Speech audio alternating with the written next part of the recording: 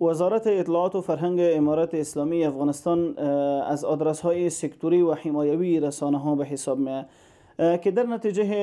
حمایت‌های وزارت اطلاعات و فرهنگ از حاکمیت دوباره امارت اسلامی افغانستان به این طرف تا اکنون حدود 180 آدرس رسانه‌ای در کشور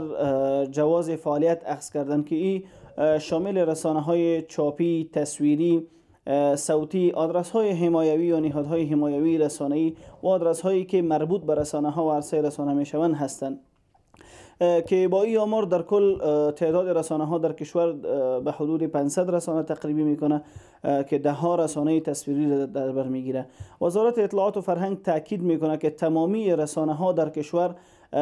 با نظر داشته پالیسی امارت اسلامی افغانستان، ارشادات اسلامی، ارزش‌های اسلامی، ارزش‌های فرهنگ مردم افغانستان فعالیت‌های خود را تنظیم بکنند و تأکید مهمتر وزارت اطلاعات و فرهنگ به بازتعریفی عرصه رسانه‌ای است مبنی بر این که ضروریات مردم را رسانه ها درک بکنند، اهم از مباحث فکری، وحدتی از ملت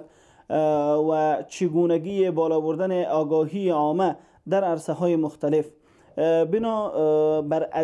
این قواعد و اصول باید رسانه ها فعالیت های خود را منسجم بکنه و از حمایت همیشه‌ای وزارت اطلاعات و فرهنگ برخوردار خواهند شد.